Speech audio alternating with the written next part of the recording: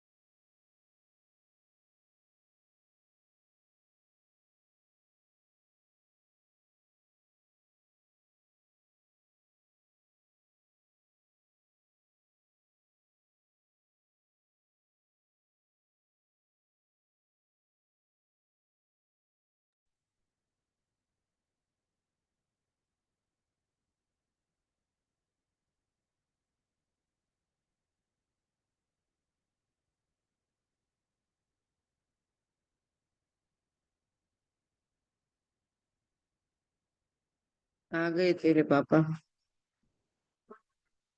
हम्म। चलो स्टार्ट करें। भेजा। हम्म। ओम ह्रीं नमो अनंताणे। ओम। ओम ह्रीं नमो सिद्धाणे। ओम ह्रीं नमो आयर्याणे। ओम ह्रीं नमो वैचायाणे। ओम ह्रीं नमो लोये सव्वसाहुणे। ऐसो पंच नमकारो सव्व पावपणासनो मंगलानं च सव्वेसिं परमं हवै मंगलम्। जेय बुद्धा ऐकंता जेय बुद्धाना गया संते ते सिंह पैठाण दुयाण जगई जहाँ से सियंच में अचथियंच में बंधपमख तुच्छ अचथेव पुरिसात्ममेव तुममित्तम् किं दय्यामित्तमिच्छसि पुरिसात्ताणमेव विनिगिर्य एवं दुःखात्ममुखसि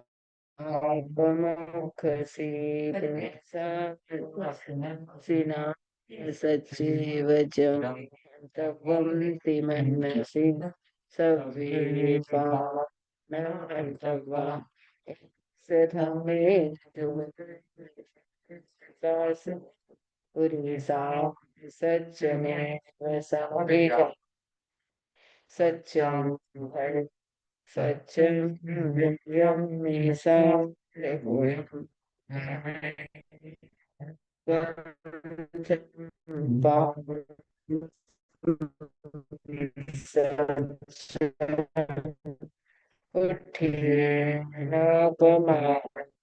सवद उपमतस्तवं सवदो उपमतसनोतिमय समयं यथामदके जीवी चिन्तितः समदाः प्रशंसासु तमां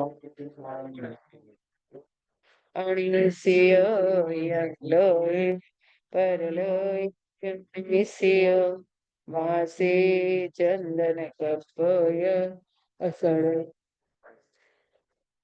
अपागता दुहा सुहाणीय अपामित्तममित्तं च दुपट्ठियो पट्ठियो अपं अपे कुड़ सांभली अपमधुआधेड़ अपं नंदन जो सहसं सहसानं संगामे विदुच्येतिने एवं जिनेच एष खाने वे जीवा खमंतु में मित्तिं में सबहु जसु वैरक्स मज्जन के नई अरहंतामस्वं सिद्धं सब केवलिकमुक्तो धम्मं अरहंतं तम सिद्धा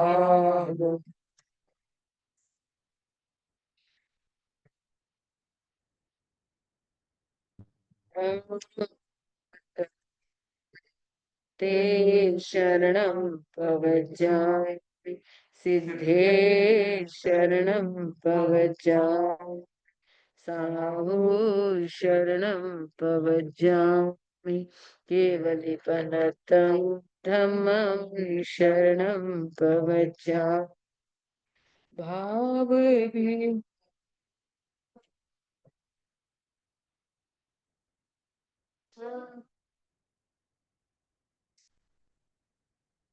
शुद्ध ज्योतिर्मय अपने आप पाए भाव भीनी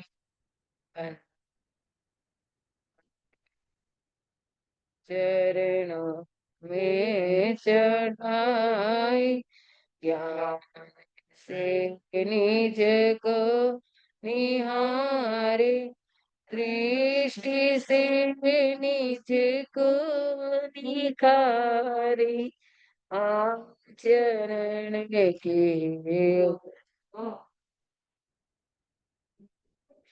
तरुवर लहलहाय भाव बीनी वंदना चरण में चढ़ाए सत्य में आसा अचल हो चित्त संशय से न चल हो सिद्ध कर आत्मा सन विजय का गान गाए भावी मन्ना चरण पे चढ़ाए बिंदु भी हम सिंध भी हैं भक्ति भी भगवान भी हैं छिन्न कर सब ग्रंथियों तुझे को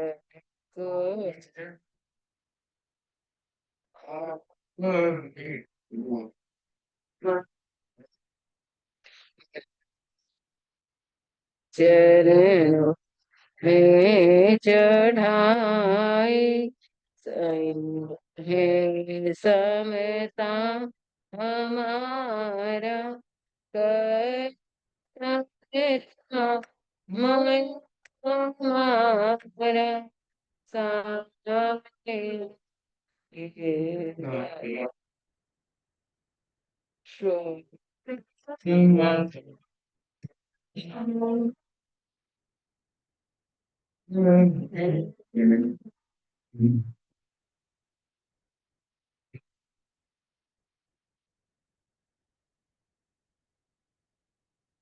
शांत ध्यान आंखें कोमलता से बंद रीढ़ की हड्डी व गर्दन एकदम सीधी रहे शरीर को स्थिर शिथिल और तनाव मुक्त करें मांसपेशियों को ढीला करें ढीला छोड़ें शरीर की पकड़ को छोड़ें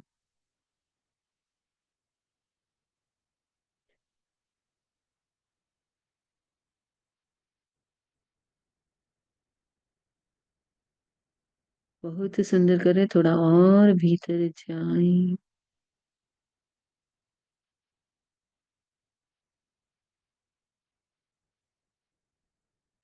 न चिंतन न मनन, सिर्फ वीत रागता का ध्यान करें।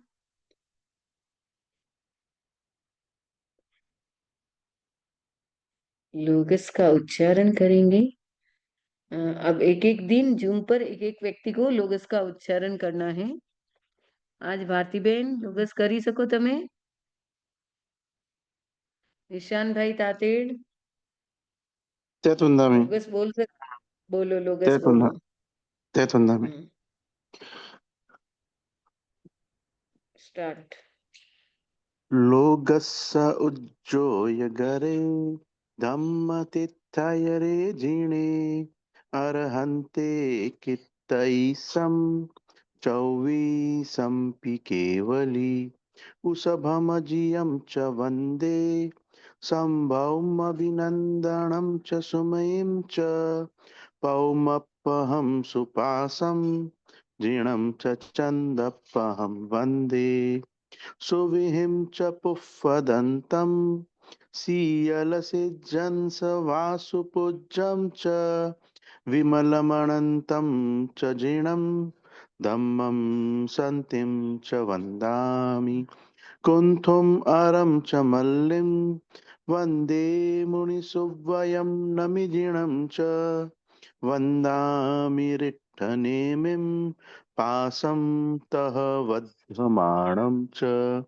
एवं मयि अभितुवा विहरमलापहि नजरमरणा चौवीसंपि जिणवरा तिथयरा मे पश्यन्तु कित्तीयवन्द्यमये जे एलोगस्य उत्तमा सिद्धा आरुग्यबोहि लाभं समाहि वरमुत्तमं दिन्तु चन्देषु निम्मलयरा आइच्छेषु अह्यं पयासयरा सागरवर्गम्भीरा सिद्धा सिद्धिं मम दिशन्तु चन्देषु निम्मलयरा आइच्छेषु अह्यं पयासयरा सागरवर्गम्भीरा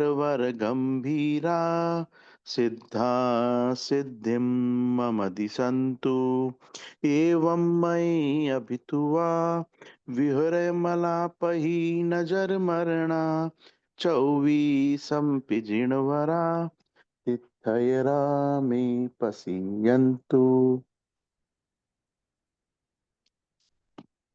कुंथुंगरंच कुन्थुम् अरं च मल्लिं मल्लिं वन्दे मुनिसुव्वयं नमिजिणं च वन्दामि रिट्ठनेमिं पासं तः वर्धमानं च सुविहिं च पुष्पदन्तं सीयलसिज्जं स वासुपूज्यं च विमलमनन्तं च जिणं धम्मं सन्तिं च वन्दामि उषभमजियं च वन्दे सम्भवमभिनन्दनं च सुमयीं च पौमप्पहं सुपासं जीर्णं च चन्दप्पहं वन्दे लोकस्य उज्जोय गरे धम्मतिथयरे जिणे अर्हन्ते कित्तैसं चौवीसंपि केवली चौवीसंपि केवली। ओम अरहम। बहुत सुंदर बोला। और कल कोशिश करना है आपकी श्रीमती जी को। अब हम प्रतिदिन अलग अलग लोगों से अलग अलग उच्चारण कराएंगे, ठीक है? लगभग एकदम शुद्ध था, कहीं अशुद्धि होगी तो वो भी बता देंगे। कल निशान जी की मिसेज को बोलना है, ठीक है वक्तामर? और लोगस, सॉरी। और आज निशान जी आपकी बेटी हैं, वक्तामर का फर्स्ट श्लोक उच्चारण करेगी।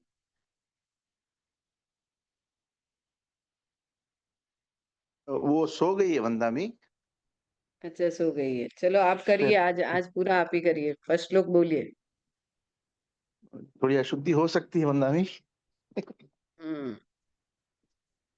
भक्तामर प्रणत मौलिमणि प्रभाणा मुज्जोतकं दलित पाप तमोवितानम् सम्यक् प्रणम्य जिनपादयुगं युगादा वालम्बनं भवजले पततां जनानाम्। चलो सोनाली जी आप बोलिए पहला श्लोक, फर्स्ट श्लोक। मौलिमणिप्रभाना मूर्धोतकं दलितपापतिमोहितानं सम्यक् प्रणम्य जिनिपादयुगं युगादा वालम्बनं भवजले पततां जनानां। धन्यवाद, एकदम अच्छा और शुद्ध उच्चारण था। निशान जी आपका भी सही था, सोनाली जी आपका भी सही था। कल से हम संस्कृत की क्लास भी करेंगे, थोड़ा थोड़ा 10 मिनट संस्कृत की क्लास और 10 मिनट में एक श्लोक का अर्थ। तो 20 मिनट हमारा संस्कृत का होगा प्रतिदिन, एक भक्तामृत का या 2 श्लोक 10 मिनट में जितना भी होगा उतना हम श्लोक पर ही अर्थ करेंगे और एक एक शब्द का भी अर्थ पूरा करेंगे, भावार्थ भी बताएंगे। तो जो भी आपके रिलेटिव हैं, जो भी सुनना चाहते हैं, सीखना चाहते हैं, तो उन सबको इन्फॉर्म कर सकते हैं। शाम को फिक्स रहेगा 8:15 से 9:15 बजे। और कल से सुबह की क्लास शुरू हो रही है, सबको पता है, प्राकृत की क्लास। जिनको भी प्राकृत और तत्व ज्ञान का डेप्थ नॉलेज लेना है, तो प्राकृत की स्टार्टिंग एबीसीडी में क्या प्राकृत में होता है, क्या हिंदी में होता है, क्या संस्कृत में होता है, क्या हिंदी में होता है, ऐसे करके हम पूरी क्लास करेंगे। जिसको भी सीखना है एकदम स्टार्टिंग लेवल का ज्ञान होगा। तो हम प्रतिक्रमण का भी मीनिंग करेंगे और भक्तामर का भी करेंगे। तो जो भी पार्टिसिपेंट करना चाहते हैं, सुबह का समय रहेगा 7:30 टू 8:30, 7:30 से 8:30, और शाम का समय रहेगा 8:15 से 9:15। ठीक है, जिसको भी लेना है हेलो हेलो करके फोन करके भी अपने फ्रेंड सर्कल को, ये धर्म की दलाली है। और इसमें जितने लोगों को जोड़ोगे, जितने लोग वक्तामर सीखेंगे, जितने सही उच्चारण सीखेंगे, उसमें दलाली का लाभ आपको भी मिलेगा। तो कोशिश करें हम ज्यादा से ज्यादा। और कल से हमारे उपासक जी भी कोशिश करेंगे कि एक बार रिमाइंडर रोज डाल ही रहे हैं टाइम टू टाइम। कल थोड़ा सा और डिटेल से आपको सूचना दे देंगे। ओंकार बिंदु संयुक्तम नित्यं ध्यायन्ति योगिनः कामदं मोक्षदं चैव ओंकाराय नमो नमः। ओंकाराय नमो नमः। वीतराग को मेरा श्रद्धा शत नमन। अंत विराजित निर्देशिका जी, श्रद्धा और भक्ति से ओतप्रोत हमारा धर्म परिवार। आज हम चर्चा करेंगे सामयिक पर, लेकिन उससे पहले हम चर्चा कर रहे हैं भक्तामर का। भक्तामर किसकी रचना है? हम क्विज भी करेंगे, एक सप्ते के बाद में क्विज करेंगे, तो ध्यान पहले देना मा है। भक्तामर किसकी रचना है? आचार्य मांगतुम आचार्य मानतुम की। ठीक है, कहाँ पर रचना हुई? कारागृह के अंदर। कारागृह के अंदर। कौन सा स्थान था? बोलो स्थान के कोठारी नाम जी। क्या? कौन सा स्थान मतलब? हाँ, वाक्य भोज के कहानियां तो आती हैं, लेकिन चलो आप कहानी सुनाओ।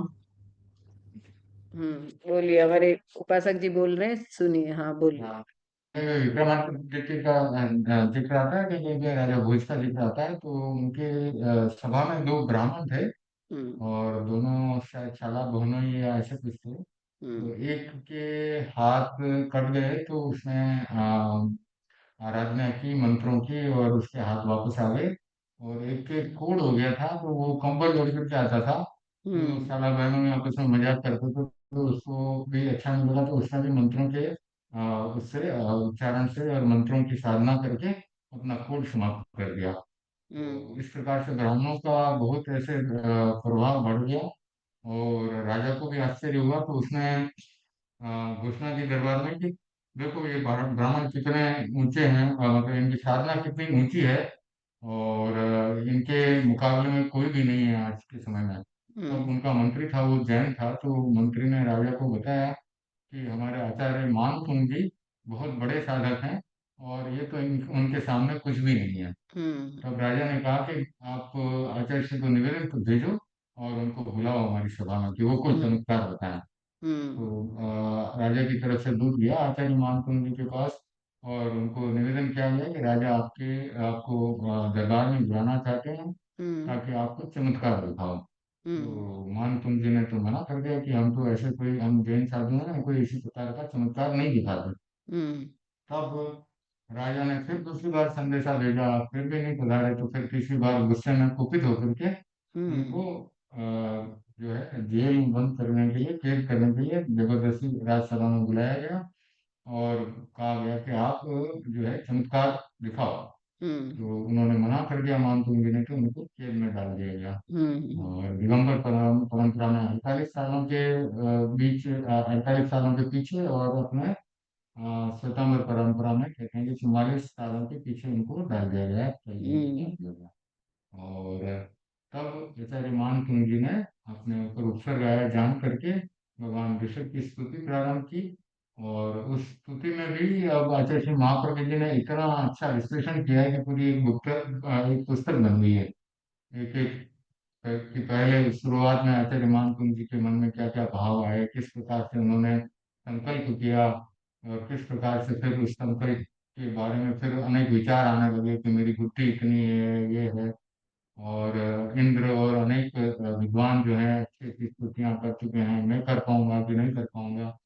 फिर सोचा कि भगवान की स्तुति कर रहा हूँ, और ऐसे भगवान की स्तुति कर रहा हूँ जो सर्वशक्तिमान है, और उनकी स्तुति का प्रयास कर रहा हूँ, तो मैं कर पाऊंगा। ऐसा हम्म करते करते श्लोक रचना शुरू की। श्लोक करते करते एक एक दरवाजे का ताला टूटता गया, और वे बाहर आते गए, और अंत में 48 श्लोक या 44 श्लोकों की रचना होने के बाद वे बाहर आ गए, राज दरबार में पहुंच गए। तो राजा बहुत ही जो है इस चमत्कार से प्रसन्न हुआ, और ये इस प्रकार से भक्तमर की कथा है। कौन सी शताब्दी में किया गया? जानूंगे।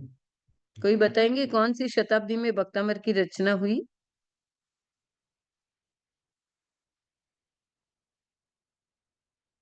कोई बताएं, चूम वालों, बताओ। सोनाली जी, कौन बताएंगे? कोई बताएंगे? प्रशांत, निशांत जी बताइए। वंदनानी सातवीं सातवीं शताब्दी, सातवीं शताब्दी। राइट। हाँ, किसने बोला? वंदनानी मैंने। निशान ने। थैंक यू, चल। एकदम सही। सेवंथ, 7वीं शताब्दी में भक्तामर की रचना हुई। ठीक है, क्वेश्चन ध्यान से सुनना ताकि आप आगे क्विज होगी। तो ये भगवान महावीर की बात है, विक्रम की 7वीं शताब्दी की। विक्रम की ऐसे 7वीं शताब्दी में। अच्छा, कहीं कहीं पे फिर विक्रमादित्य के दरबार का आता है, कहीं कहीं पर 7वीं शताब्दी तो हम लगभग ईसा पूर्वी वो ही मानते भाई जी। चलो, अब हम आते हैं भक्तामर का फर्स्ट श्लोक। एकदम इसका पूर्व 7वीं शताब्दी से है। हम्म, हाँ, ठीक है।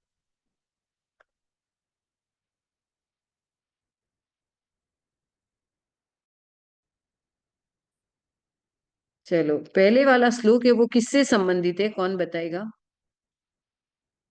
फर्स्ट श्लोक किससे संबंधित है?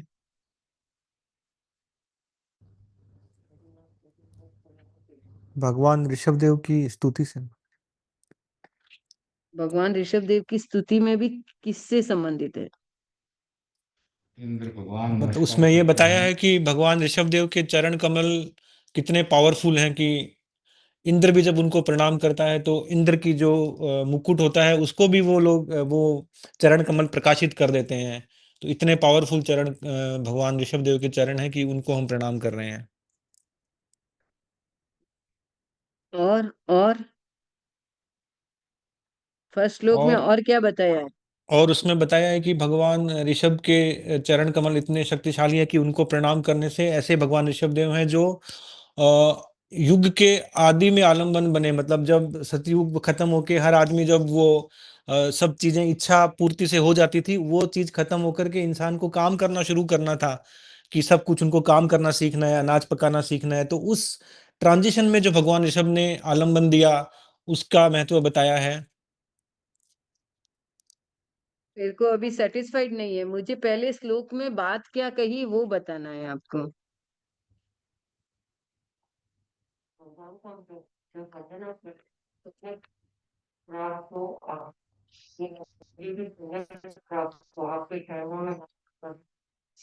से नमन कर रहे हैं। मैंने नहीं बोला आपको श्लोक का आप- अर्थ बोलना, मैंने ये नहीं बोला। मैं तो सिर्फ वो पूछ रही कि इस श्लोक का मूल ज्ञान क्या है, इस श्लोक में आपको क्या कहना चाहे।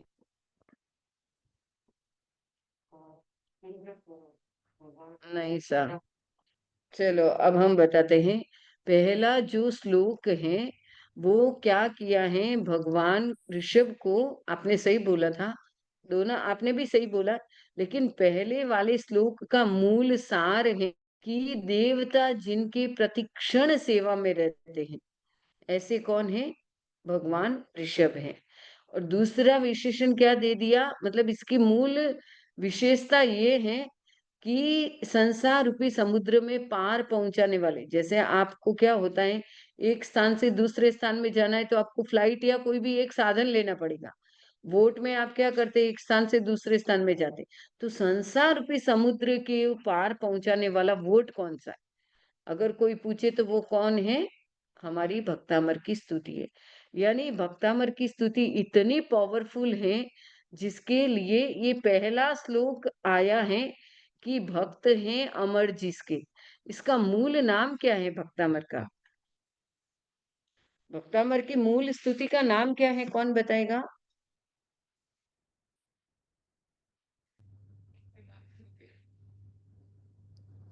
आदिनाथ स्तोत्र। धन्यवाद, एकदम सही बोला, आदिनाथ स्तोत्र है वो इसका क्या है, मूल नाम है। भक्तामर मूल नाम नहीं। तो प्रश्न होता है ये भक्तामर नाम कैसे प्रसिद्ध हुआ और क्यों हुआ।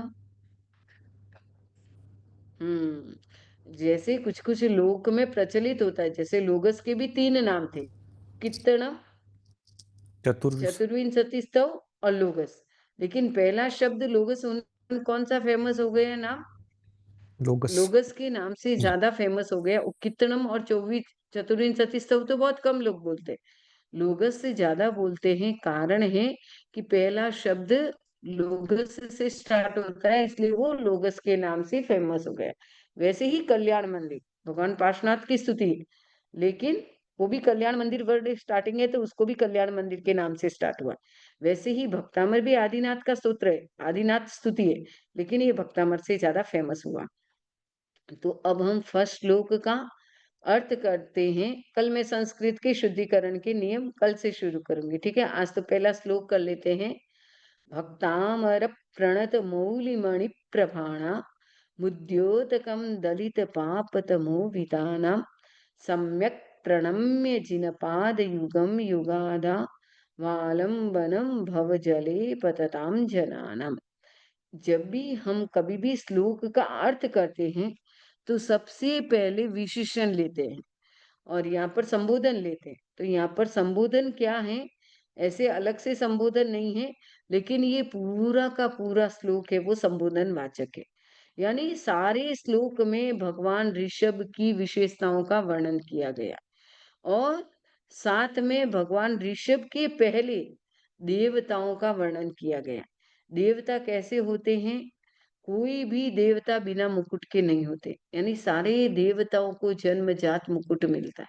अब जो भी देवता होते हैं वो मुकुट पहनते हैं, तो मुकुट में क्या होती हैं, उनकी मणियां होती हैं।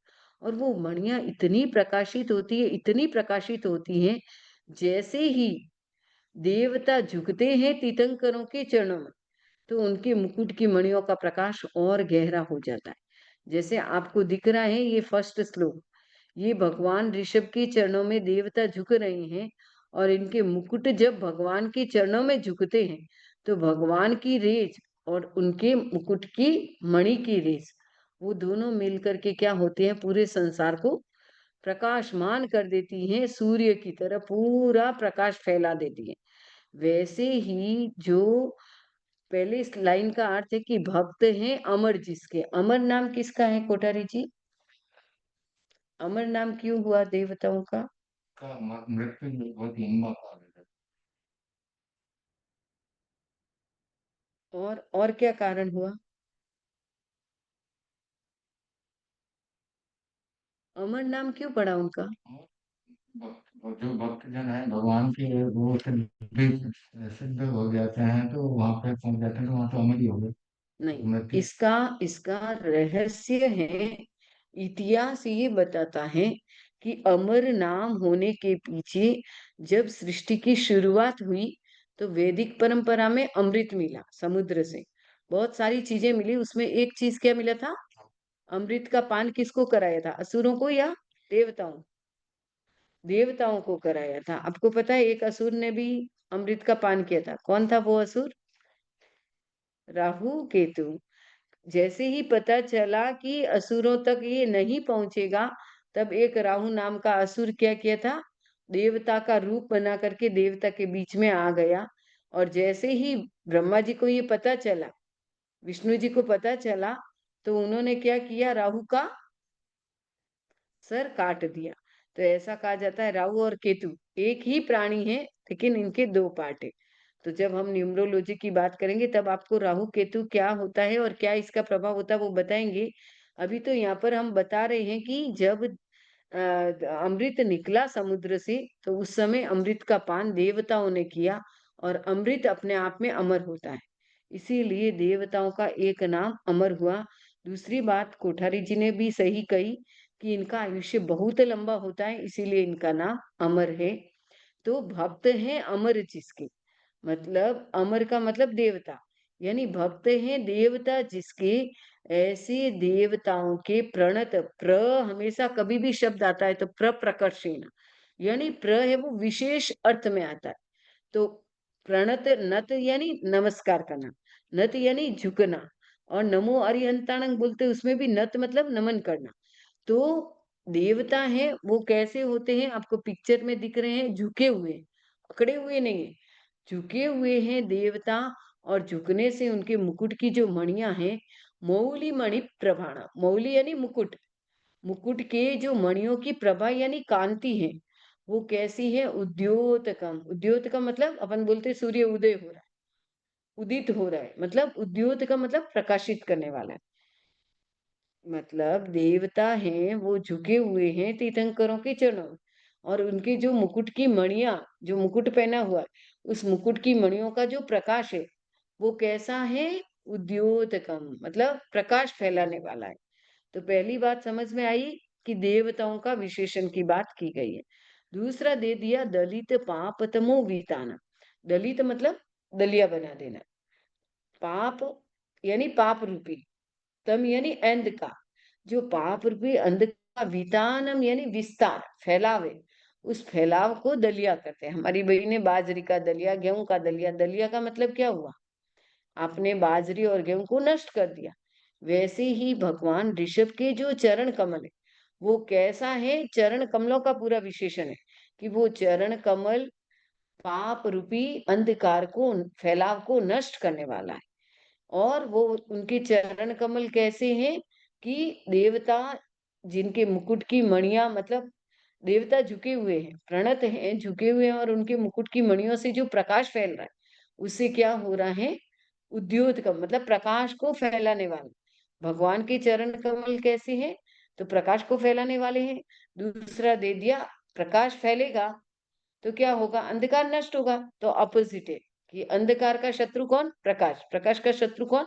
अंधकार।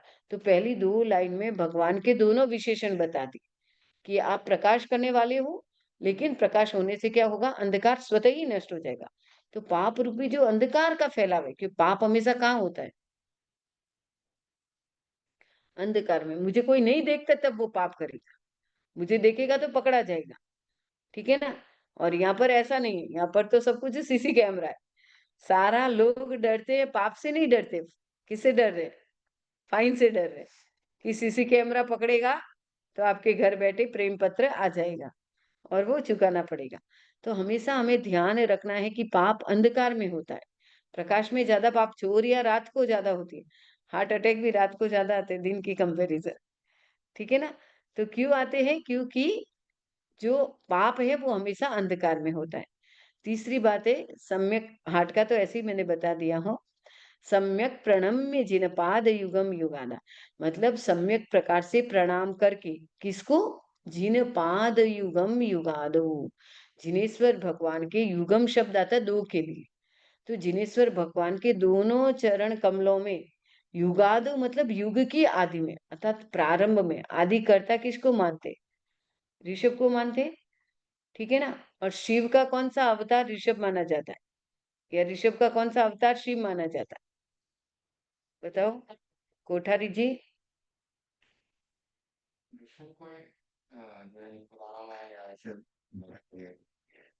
ऋषभ को ही शिव माना गया है ना। और शिव का ऐसे मानते हैं कि मतलब ऋषभ का 8वां अवतार है, वो शिव के रूप में आया था, ऐसा अपने पत्राचार में आता है। एमए का फर्स्ट जो पेपर है उसमें पूरा डिटेल्स आता है आगमिक प्रमाण सहित है। हाँ, भगवान ऋषभ और भगवान शिव एक ही जीव है, ठीक है ना। तो सम्यक प्रणम्य जिनपाद युगम युगादव, यानी सम्यक प्रकार से प्रणाम करके, किसको? जिनपाद युगम, जिनेश्वर भगवान के दोनों चरण कमलों में।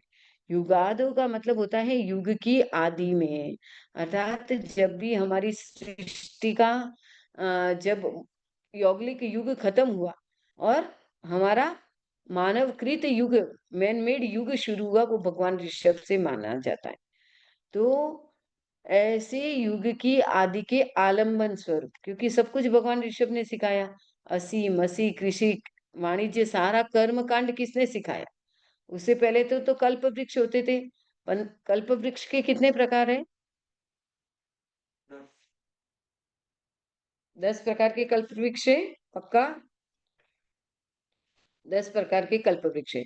और वो कल्प वृक्ष क्या करते थे? आशाएं पूर्ण करते थे।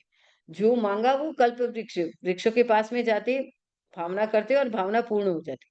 लेकिन भगवान ऋषभ के बाद में, ये भगवान ऋषभ के युग तक चला कल्प वृक्ष, लेकिन बाद में कुछ वर्षों के बाद में कल्प वृक्ष ने अपना फल देना बंद कर दिया। तब फिर क्या किया भगवान ऋषभ ने? सारी की सारी व्यवस्थाएं बदली और उन्होंने सब कुछ सिखाया, लोगों को कुछ भी नहीं आता था। लेकिन धीरे धीरे कल्प वृक्ष ने फल देना बंद कर दिया, तब भगवान ऋषभ ने पूरा का पूरा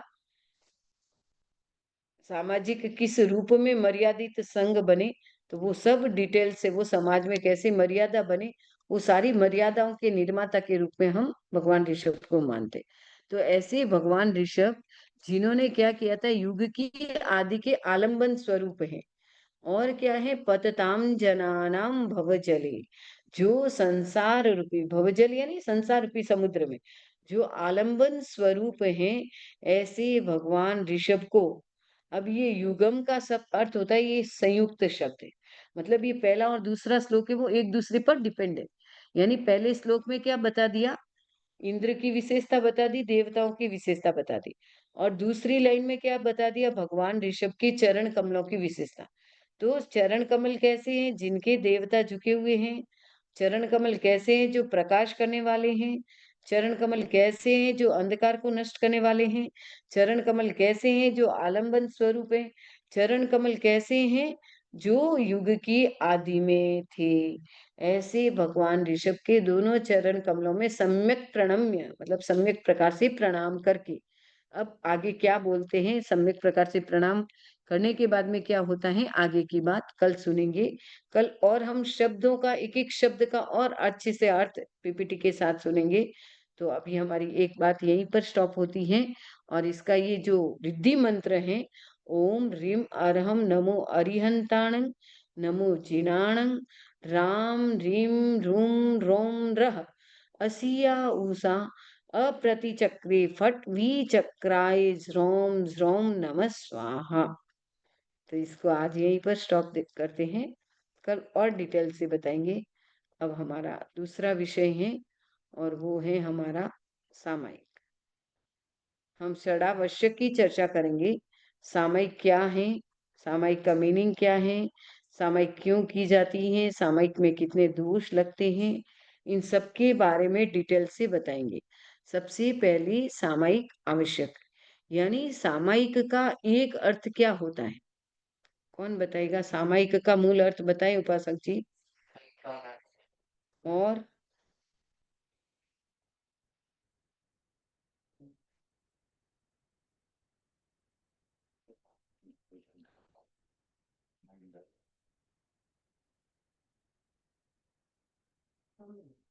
देखो, सम, आए और इक, 3 शब्दों से सामायिक शब्द बनाए। ठीक है। अब इसका कल क्या मीनिंग होता है सब ढूंढ के लाना। सम का अर्थ क्या है, आय का अर्थ क्या है और इक का अर्थ क्या है। ठीक है, आपको होमवर्क दे रहे हैं। दूसरा है पलके झुके और नमन हो जाए, मस्तक झुके तो वंदन हो जाए। ऐसी नजर कहाँ से लाऊं भगवान, आपको याद करूं और हमारे दर्शन हो जाए। तो सामायिक क्या है, अपने आत्म स्वरूप के दर्शन करने का एक बेस्ट टूल है। सामायिक का अर्थ होता है आत्मा में निवास करना। यानी सामायिक की और भाव में नहीं आया कि मैं आत्मा में लीन हूं, तो द्रव्य सामायिक है किंतु भाव सामायिक नहीं है। अब हमें भाव सामायिक और द्रव्य सामायिक इन सब के बारे में डिटेल्स से समझना है, तो टेबल ऑफ कंटेंट्स समझना पड़ेगा। फर्स्ट है कि मीनिंग ऑफ सामायिक, यानी सामायिक का मीनिंग क्या होता है। दूसरा है कि टाइमली प्रैक्टिस ऑफ सामायिक, यानी सामायिक का समयबद्ध अभ्यास क्या है। तीसरा है कि वरीज टाइप्स ऑफ सामायिक, मतलब वेरियस टाइप्स ऑफ सामायिक, सामायिक के कितने वेरियस हो सकते हैं, कितने टाइप्स हो सकते हैं। और बेनिफिट्स ऑफ सामायिक, सामायिक के क्या क्या लाभ हैं। और फिर है वेयर शुड वी डू सामायिक, कहाँ पर सामायिक करनी चाहिए। नेक्स्ट है कि थिंग्स टू डू इन सामायिक, सामायिक में क्या करना चाहिए, क्या चिंतन करना चाहिए।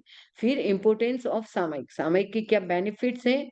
फिर दोष ऑफ सामायिक, सामायिक के क्या क्या दोष हैं। और फिर वाई शुड वी डू सामायिक, सामायिक क्यों करनी चाहिए। इन सब की हम डिटेल से चर्चा करेंगे। कोशिश करेंगे 3-3 दिन में एक एक आवश्यक पूरा करेंगे। सामायिक, चतुर्विध सती स्तव, वंदना, प्रतिकुण, कायसक और प्रत्याख्यान, ये जो हमारे 6 आवश्यक हैं, उन 6 आवश्यकों को हम कोशिश करेंगे 3-3 दिन में एक एक आवश्यक कंप्लीट करें। और चौथे दिन उस आवश्यक का क्विज करेंगे। तो जो ज्यादा से ज्यादा आंसर देगा वो विनर बनेगा। और फिर वीक एंड में सैटरडे संडे में उनको हम, हमारे उपासक जी और हमारे अजमान सभा के लोग उसको प्रोत्साहित करेंगे। तो जिसको भी ध्यान से सुनना है और साथ में नोट्स भी लेते जाना है। अब आपसे एक क्वेश्चन है। 2 व्यक्ति पार्टनरशिप में काम कर रहे थे। अब अचानक क्या होता है, उनके एक घटना घटित हो जाती है। और वो घटना घटित क्या होती है कि दोनों की फ्रेंडशिप टूट जाती है। अब टूटने के बाद में पहला जो फ्रेंड होता है वो सोचता है कि मुझे अपने इस बिजनेस को क्या करना चाहिए, मतलब इस बिजनेस को मुझे कम करना चाहिए या इस बिजनेस को मुझे बंद कर देना चाहिए। तो क्या करेगा, दोनों फ्रेंड साझेदारी को समाप्त कर देंगे या अपने घरेलू खर्चों को कम कर देंगे या वास्तव में आवश्यक है तो उसको लेने की अनुमति चाहेंगे। यानी पार्टनरशिप खत्म करने वाले हैं लेकिन अब पैसा है तो उसका क्या करेंगे,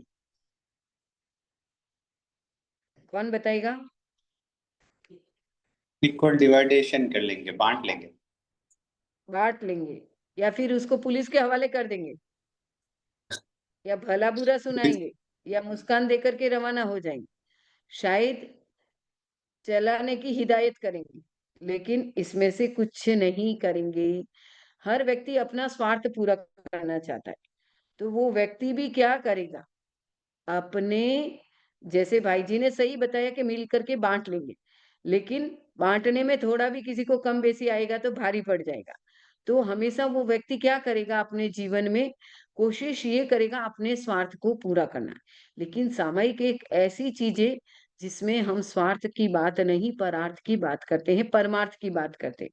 3 प्रकार की आत्माएं होती हैं, एक आत्मा, एक बहिरात्मा, एक अंतरात्मा और एक परमात्मा।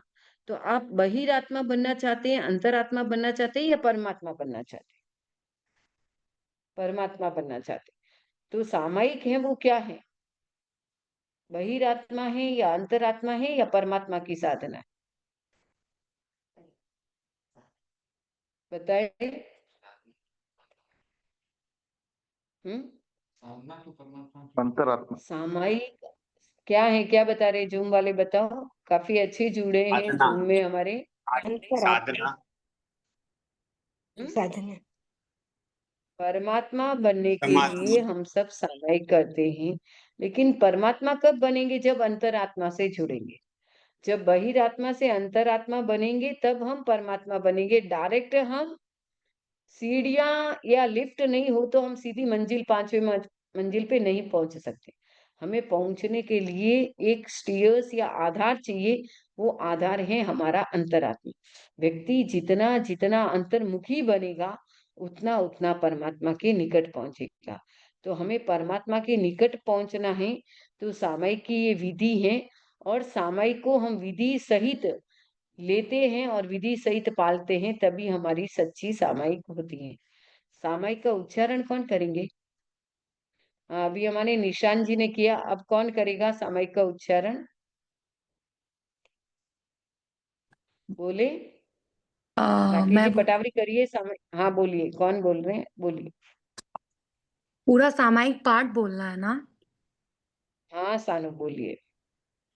करेमि भन्ते सामाय्यम सावज्यम जोगम पचक खामी जाव नियमम पज्वासामि दुविहम तिविहेणम न करेमि न कार्वेमि मनसा वैसा कायसा तस्त भन्ते पडिक्कमामि निंदामि गरियामि अप्पाणं मोसिरामि। कौन बताएंगे ये उच्चारण शुद्ध था या अशुद्ध था?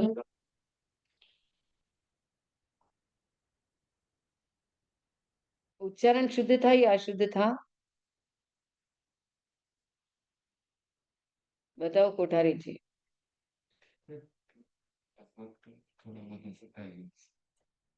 सानू जी, आपने म बोला या घ बोला? पहले तो ये बताओ कि करीमी बनते पाठ है वो प्राकृत है या संस्कृत? मुझे तो ये भी पहले नहीं पता है कि प्राकृत है या संस्कृत पाठ है। हाँ। प्राकृत है। तो प्राकृत में बिंदी को क्या बोलते हैं? आपको एक रूल बताया था ना। प्राकृत में ऊपर बिंदी डॉट होता है, उसको क्या बोलते हैं? हाँ, म बोलते कि घ बोलते हैं? वरना में मैंने नहीं सुना था, ध्यान नहीं दिया जब आपने बताया था तो। घ बोलते, ठीक है ना, म नहीं बोलते। आपने क्या बोला? ठीक है। सामाय्यम सावज्यम जोगम, तो म नहीं बोलना है। हाँ। सामाय्यम सावज्यं जोगं पच्चखामि जावनियमं मुहूर्तम एगम पजुआसामि। हमने मुहूर्तम एगम इसीलिए नहीं दिया कि आपके सामयिक पचकान हो जाता है। ठीक है। पजुआसामि दुविहं तिविहेण न करेमि न कार्वेमि मनसा वयसा कायसा तस्य भन्ते पडिक्कमामि निंदामि घर्यामि अप्पाणं वो सिरामि। ठीक है। धन्यवाद, अच्छा अभ्यास किया है। नेक्स्ट है कि सामायिक का उद्भव कहाँ से हुआ? कौन सी क्षेत्र में सामायिक का उद्भव हुआ? कौन सी तिथि में सामायिक का उद्भव हुआ? और भगवान महावीर की कौन सी देशना में सामायिक का, जो संगतियां मानते हैं बौद्ध धर्म में, वैसे ही कौन सी देशना में सामायिक का विधान हुआ? बताओ। बिगनिंग ऑफ सामायिक दूसरी देशना में। एकदम हमारे उपासक जी ने बहुत ही सही बताया। दूसरी देशना में सामायिक का उद्भव हुआ। सामायिक का उद्भव कौन सी तिथि में हुआ? ऐसे तो कह सकते हैं कि अनादि काल से चली आ रही है, लेकिन भगवान महावीर के संदर्भ में कहते एकादशमी कौन से दिन हुआ? 11 के दिन। और कौन से क्षेत्र में हुआ सामायिक का उद्भव? तो बिहार क्षेत्र में हुआ। ठीक है। अब सामायिक का कालमान कितना है? अंतो मुहूर्त कालम चित्त एक गया हवई झाणंग आवश्य निरुक्ति। ये आवश्यक निरुक्ति में आता है कि सामायिक का जो काल है वो मुहूर्तम कालम है, अंतो मुहूर्तम कालम, यानी अंतर मुहूर्त। अंतर मुहूर्त कितना होता है? किसको कहते हैं अंतर मुहूर्त? बोलो कोठारी जी। 48 मिनट से एक 48 मिनट। एक समय से लेकर 48 मिनट में एक समय कम तक का काल अंतर में हुई। एकदम सही बोला। एक समय से कम का जो काल होता है, 1 मिनट से लेकर के 1 मिनट कम तक का जो, एक समय कम तक का जो काल है वो अंतर में होता है। फिर है कि सामायिक में भगवान महावीर ने 12.5 वर्षों में 48 मिनट ही नींद ली। क्यों? आपने देखा होगा स्कूल की क्लासेस वगैरह होती है ना, वो सब 40 मिनट्स 48 मिनट्स की होती। क्यों होती है 40 मिनट्स 48 मिनट्स की? इतने रीजन बताएं। इतने समय तक कि मन एक विषय पर एकाग्र रह सकता है, तो लग जाता भाव बन जाता है सब। हमारा माइंड है कि उसका कंसंट्रेशन एक बार 48 मिनट्स के बाद में चेंज हो जाता है। मतलब भली सेकंडों के लिए माइंड कन्वर्ट हो, लेकिन होगा ही होगा। 48 मिनट से ज्यादा हमारा कंसंट्रेशन एक साथ नहीं रहता है। और शायद इसीलिए भगवान महावीर ने भी साधना काल में क्या किया था, पूरी साधना काल में उन्होंने 48 मिनट्स नींद ली थी। और उसके कारण ही शायद ये 48 मिनट्स सामायिक का हुआ। अब आप बताएंगे कि सामायिक में 48 मिनट के पीछे और कोई कारण हो सकता है?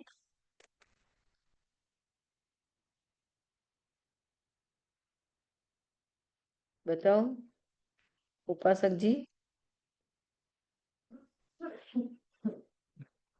और कोई रीजन हो सकता है? दिन में इतना समय होता है, तो 20 टोटल 12 हो रहे तो 12 का 3 आता है, तो सम्यक दर्शन, सम्यक ज्ञान, सम्यक चरित्र, इसमें हम लोग अपने अंतर में जाते हैं।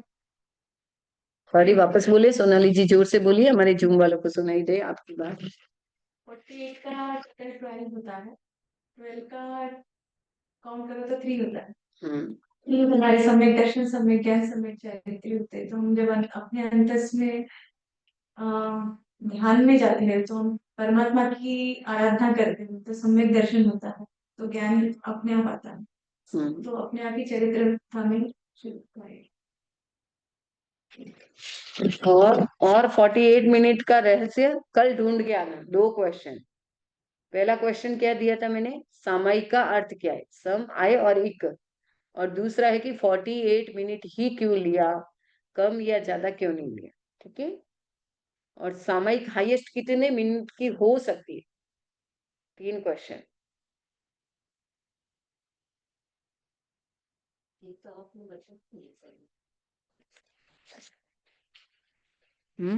इसलिए इतने समय तो जीवन भर पिछाड़ी करते हैं। अब सामायिक, चलो मेरे इसमें ही आ गया सामायिक का अर्थ क्या होता है। सम और आयिक, यानी सामायिक यानी जहां समता आय यानी हो, यानी जहां समता का लाभ होता है उसे हम सामायिक कहते हैं। आयिक यानी आना, यानी जहां पर समता आती हो उसे हम सामायिक कहते हैं। दूसरा है कि सामायिक है वो अध्यात्म का पहला सोपान है। अगर आपको मोक्ष जाना है तो कोई काम मत करो, लेकिन आपने समता अगर जीवन में धारण कर लिया, हमारे अरतवन्ना में आता है समया धम्म मुदा हरे मुनि, मतलब समता से बड़ा कोई धर्म नहीं। आपने अगर एक शब्द किसी का सुन लिया, एक मांस खमण में जितने कर्म नहीं काटे उतना उस एक शब्द की समता में आपके कर्म कट जाते। तो सामायिक का अर्थ होता है कि संतुलन होना। मतलब हर परिस्थिति में, लाभ अलाभ सुख दुख, हर परिस्थिति में जो सम्यक दृष्टि जीव होता है वो संतुलित होता है। लेकिन जहां सम्यक दृष्टि अभाव हो जाता है वहां तुरंत हम बैलेंस खो जाते हैं। तो सामायिक का एक अर्थ है संतुलन में रहना।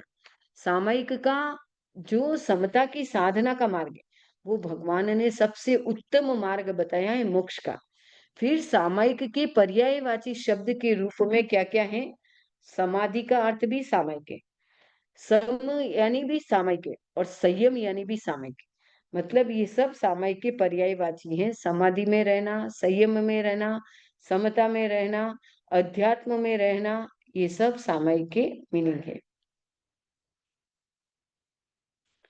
अब है सामायिक क्या है, तो विभाव से स्वभाव की ओर प्रस्थान करना। मतलब हम दिन भर बाहर रहते, पर परिवार, पर पदार्थ, पर परिचय, मतलब जितना परिचय है वो दुख का कारण। तो सामायिक है वो क्या है? परभाव से स्वभाव की ओर प्रस्थान करना। दूसरा है चंचलता से स्थिरता में प्रवास करना, यानी हम दिन भर प्रवृत्ति करते हैं, उस प्रवृत्ति से निवृत्ति की ओर प्रस्थान करना, संसार से आत्मा की ओर प्रस्थान करना सामायिक है। फिर तीसरा है कि और दिल और दिमाग का संतुलन। प्रश्न होता है, ये दिल और दिमाग में क्या अंतर है? बोलो पुष्पा जी, दिल और दिमाग में क्या अंतर है?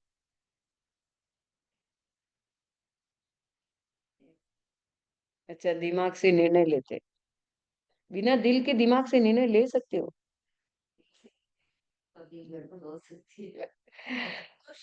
जाता है ना, माइंड थोड़ा इगोस मतलब जैसे व्यवहारिक। एकदम सही बोला सोनाली जी ने। मतलब दिल की आवाज, कभी भी दिल का लिया हुआ डिसीजन आपका कभी रॉन्ग नहीं होता। आपकी आत्मा कभी साक्षी नहीं देती है कि मैं दिनेश जी को कुछ बोलूं, लेकिन ये बीच में दिमाग आता है, क्यों इतनी तपस्या करते हैं, मुझे पूछते नहीं है। ये प्रॉब्लम क्रिएट कौन करता है? ऐसा करते नहीं हमारे पुष्पा जी। हमारे पुष्पा जी तो इतने अच्छे मिले हैं कि दिनेश जी को बोलते हैं, जितना आत्म कल्याण करना है आप भी कर लो और मैं भी दीक्षा लेके आत्म कल्याण करो। तो भावना अच्छी है, बस ऐसी भावना सदा रहे कि धर्म पत्नी का नाम ही है कि धर्म पति को हमेशा धर्म के पथ पर साथ दे, वो धर्म पत्नी। अगर वो साथ नहीं देती है तो वो स्वार्थ पत्नी है, वो धर्म पत्नी नहीं है। तो धर्म पत्नी तो हमेशा पति को सही राह दिखाती है और सही मार्ग को प्रशस्त करती है। तो मुझे लगता है कि ऐसी भावना हम सबके भीतर जगे कि हम स्वयं नहीं कर सकते, लेकिन हमारी पति या पत्नी कर रहे हैं, तो हम सच्चे धर्मपति धर्मपत्नी बने कि हम धर्मपति को सही राह दिखाएं। अब प्रवचन सुनने बैठे बेचारी महारानी का काम कर रही है, भाई लोग सुन रहे हैं। हो तो ये होना चाहिए, भाई तुम दिन भर घर का काम करती है, कोई बात नहीं, ये ऐसे ही गोरख धंधा चलेगा। आ तू पहले सुन और धर्म की बात, तेरा आत्म कल्याण तो इससे होगा। तो आप सच्चे धर्मपति धर्मपत्नी हैं। और सामायिक का अर्थ होता है दिल और दिमाग का संतुलन। यानी आपका दिल कभी नहीं कहता है कि आप पूरे दिन पाप की प्रवृत्ति में रहो, आप पूरे दिन लैपटॉप और मोबाइल में रहो, लेकिन ये बीच में दिमाग आता है और दिमाग से लिया ये हुआ डिसीजन में हमेशा आप ठोकर खा सकते हैं, लेकिन दिल से लिया गया डिसीजन में कभी ठोकर नहीं खाते। इसीलिए हमेशा डिसीजन कौन सा होना चाहिए? दिल का लिया हुआ। मतलब आपका दिल कभी साक्षी नहीं देता है कि मैं अपनी सासू को जोर से बोलूं, अपनी सासू का सम्मान नहीं करूं, लेकिन ये बीच में दिमाग आता है, क्यों मेरी सासू इंटरफेयर करती है, उसको क्या मतलब है, उसको बेटी को रोटी मिल रही फिर वो क्यों पंचायतियां करती। ये सब उसका परिवार है, बेटा उसका है, उस बेटे के पीछे आपको पति मिला है।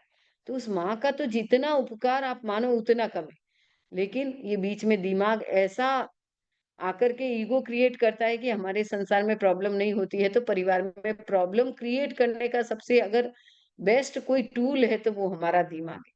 बाकी आपका दिल कभी भी किसी कार्य के लिए कभी भी गलत कामों में साक्षी नहीं देता है, लेकिन दिमाग के कारण आपके बहुत सारे डिसीजन रॉन्ग हो जाते हैं।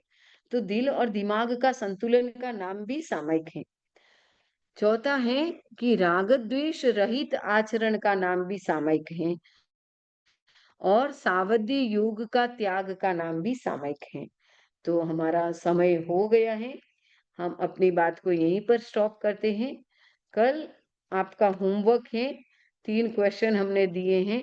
अभी आपके सामने 2 मिनट का समय है, किसी को कुछ भी पूछना है तो आप आराम से पूछ सकते हैं। बहुत जल्दी खत्म हो जाए। समय तो खत्म होता है, समय का अपना स्वभाव है, हम भी अपने स्वभाव में चलेंगे, समय भी अपने स्वभाव में। बोलो हमारे रूमा जी कुछ बोल रहे हैं, क्वेश्चन? नहीं, मेरे को आज लेट पता पड़ा था, मैसेज था, तो मैंने अभी ज्वाइन किया है। अच्छा कोई बात नहीं, कल वापस रिपीट कर लेंगे आपके लिए हम। वंदा में मेरा एक क्वेश्चन था हाँ साहब पूछो मंत्री जी। कि समय जैसे करते हैं हम लोग, तो थोड़ी देर तो मन लगता है, फिर वो इधर उधर भटकने लग जाता है, कुछ ना कुछ याद आ जाती है बीच बीच में थोड़ी बहुत, फिर वापस समायिक में, फिर वो मंत्रों में या किताब जो पढ़ रहे हैं अपने जो भी है साहित्य वगैरह उसमें चले गए, लेकिन ये मन भटकता है, इसको कैसे रोका जाए? इसके लिए है ना, आप सामायिक करो ना, तो पहले है ना जैसे आप 50 मिनट की सामायिक कर रहे हो, तो अपना है ना पहले टाइम टेबल फिक्स कर लो कि मेरे को 10 मिनट्स में जाप करना है, 10 मिनट्स में साउंड करना है, 10 मिनट्स में स्वाध्याय करना है, 10 मिनट्स में मुझे सॉन्ग गाना है, जो भी करना है ना वो अपना टारगेट पहले बना दो। और दूसरी बात है कि सामायिक का मतलब होता है आत्मा में लीन रहना। तो आप थोड़ा ध्यान करो, जीभ को दोनों दांतों के बीच में स्थिर करो और लंबा श्वास का प्रयोग करो, ऑटोमेटिक आपके विचार शांत हो जाएंगे। लेकिन सामायिक करने बैठोगे तो विचार भी आएंगे, नींद भी आएगी। नाला खोदोगे तो नाले से गंध भी आएगी और गंदगी भी बाहर आएगी। तो हम सामायिक में आत्मा में लीन होने जा रहे हैं, तो अंदर जो हमारे भव भवांतर का जो कचरा पड़ा है, उस कचरा को निकालने का बेस्ट टूल ही सामायिक है। तो आने दो उन भावों में, आप रागत द्वेष का भाव मत लाओ, उसको ज्ञाता दृष्टा भाव होते हुए देखते जाओ। एक समय आएगा विचारों को देखते देखते निर्विचारता की स्थिति में आ जाएंगे। और किसी को कुछ पूछना है? समय संपन्न हो रहा है, कल वंदना आगे की हम बात और करेंगे।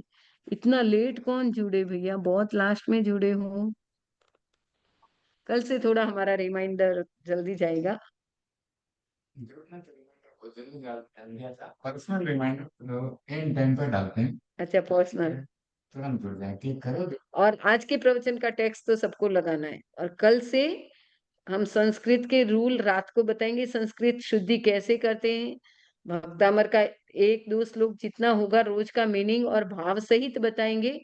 और तीसरा है हमारा सामायिक की चर्चा। और लास्ट में चौथे दिन हम क्विज करेंगे। तो जिसको भी पार्टिसिपेंट करना है, एक एक व्यक्ति को एक एक नया जोड़ना। और कल कंपटीशन है, कौन हाईएस्ट बंदों को अपने फ्रेंड सर्कल को जोड़ते हैं, धर्म की दलाली करते हैं। और हम देखना चाहते हैं कि हमारे जूम में संख्या इतनी बढ़नी चाहिए कि इतनी संख्या हमारे दीने जी के हॉल में नहीं आए, इतनी संख्या बढ़ानी है। तो कल कल कौन कौन ट्राई करेगा? मैं एक नया बंदा को पक्का लाऊंगा और ज्यादा से ज्यादा ट्राई करूंगा। कौन कौन ट्राई करेगा? मैं तो रोज बोलती हूँ। बाप जी आज तो 2 को बोलती लाया नहीं, तो उसको फिर बोलना एक बार है। आज तो 2 को लाए तो अब कल 2 कहाँ से लाएंगे? आज 2 को लाइक, कल और 2 ला देना। आपके तो इतनी सालियां है, आप किसी को भी फोन करोगे तो जुड़ जाएगी। इंडिया से भी जोड़ सकते हो ना, नहीं है? इंडिया से ही जुड़े हैं, कालिंगपोंग से है एक जने, दिल्ली से है एक जने। ओहो, आपके लिए बहुत बड़ा ओम अरम है भाई, कालिंपोंग से और दिल्ली से जो भी जुड़े हैं। हमारे निशान जी तातेड़ जी बोल रहे हैं आसाम से भी संस्कृत का जुड़े भी हैं। हमारा। हाँ, संस्कृत कहाँ से जुड़े? आसाम से मिलाप दारेवा। अच्छा, मिलाप जी आसाम का से भी जुड़े। बहुत धन्यवाद आपको। आप सबको अपने सूरत से भी जुड़े अपने हैं। ग्रुपों में मैसेज डाल सकते हैं। सुनो, अपने अपने ग्रुपों में मैसेज डाल सकते हैं और सब अपने को सब जुड़ सकते, कोई मना ही नहीं है किसी को भी, ठीक है?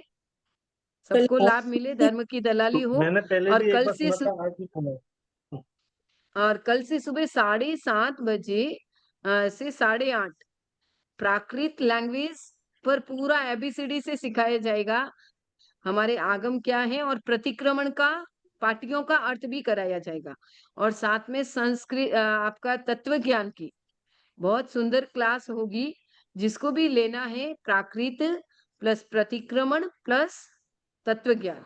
और तत्व ज्ञान में स्टार्टिंग आपको 21 द्वार से शुरू करेंगे। 21 द्वार का स्टार्टिंग जीव क्या, अजीव क्या, पूरा पुण्य पाप 9 तत्वों को जानते हुए हम कैसे 25 बोल के आधार पर 21 द्वार को खोल सकते हैं। तो थोड़ा गहरा ज्ञान है। जिसको भी लेना है बेसिक स्टार्टिंग कराएंगे और बहुत ही इजी लैंग्वेज में कराएंगे। जिसको भी करना है वो सभी आप ज्वाइन करें, ज्यादा से ज्यादा धर्म दलाली का लाभ लें। वंदना आज इंडिया सूरत टाइम 9 अहमदाबाद से भी बजे। ज्वाइंट हुए हैं। सॉरी, सूरत अहमदाबाद से भी ज्वाइंट हुए हैं बाबूजी वंदना। अच्छा, सूरत अहमदाबाद से भी ज्वाइन हुए। कौन है सूरत अहमदाबाद वाले? सूरत से महिमा जीरावला, अच्छा, अहमदाबाद से आशा निशान जी की सुराना। बहन। ओम अरम, राणमल जी के पोते की बहू के लिए, पोते के लिए ओम अरम। जय वंदना। अच्छी बात है भाई, सबको जोड़ो अपने जितने भी मारवाड़ का ग्रुप है। जय अनिल वंदना। सुनील दोनों ही भाइयों को बोलना है, ठीक है? जय वंदना। जय कल से वंदना। जुड़ना है। प्राकृत की बहुत अच्छी क्लास होगी, आपको सबको मजा आएगा। और रात को वापस संस्कृत का, ठीक है? वंदामी इंडिया वालों के सुबह लिए हमारे ऊपर। हाँ, वंदामी सुबह कितने बजे? हमारे इधर दुबई का 7:30 का टाइम है, इंडिया वालों का हमारे उपासक जी बता रहे हैं 9। 9 बजे। और एक बार सभी अनुमोदना करेंगे हमारे नमिता जी की। आज लगभग 15 की तपस्या है और इनके भाव आगे बढ़े तो हम सभी एक स्वर में झूम पर अनुमोदना का गीत गाएंगे। अनुमोदना अनुमोदना अनुमोदना अनुमोदना अनुमोदना अनुमोदना बारंबार। घालो घालो थुतिकारो घालो नवनीता ने थुतिकारो घालो। हाँ घालो घालो सभी गाएंगे। हाँ घालो घालो हाँ घालो घालो थुतिकारो घालो नवनीता ने थुतिकारो घालो। कर हिम्मत अपरंपार है समता भी अपरंपार है। घालो घालो हाँ घालो घालो थुतिकारो घालो नवनीता ने थुतिकारो घालो। घालो घालो थुतिकारो घालो नवनीता ने थुतिकारो घालो। सहज सरल और मधुर मिलन व्यवहार संग भक्ति सेवारा शुभ संस्कार। आगे भाव बढ़ाना है घर का गौरव शिखर चढ़ाना है। राकेश का सहयोग भी अपार है दीप्ति सेवा कर सत्कार है। विमला जी दित संस्कार है ससुर जी का भी साज है। घालो घालो हाँ घालो घालो थुतिकारो घालो नवनीता ने थुतिकारो घालो। हम रोज एक तपानुमोदना का गीत करेंगे जब तक इनकी तपस्या चलेंगी। और आप भी कोई गाना चाहे तो एक पैरा रोज हम झूम वालों को अवसर देंगे ताकि हमारी तप अनुमोदना भी होती रहे। और नवनीता जी के भाव आगे बढ़ाने का भाव रख रहे हैं। तो आप सभी कल कौन गाएगा बोलो? एक पैरा गाना है, कौन गाएगा बोलो? कल पुष्पा जी गाएंगे पर नवनीता जी पे बना के गाना है, तपस्या वाला जनरल गीत नहीं। ठीक है, सबको अपनी बुद्धि का उपयोग करके नया गीत बना के लाना है। ठीक है, कल पुष्पा जी गाएंगे, परसों कौन गाएंगे?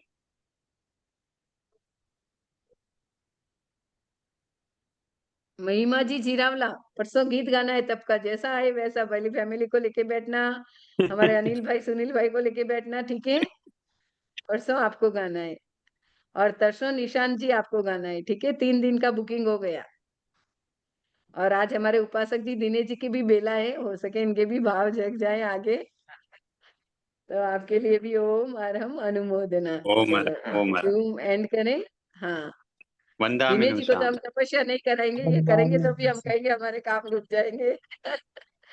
कृतज्ञोस्तमी। हम आपके आभारी हैं। हम आपके आभारी हैं। हम आपके आभारी हैं।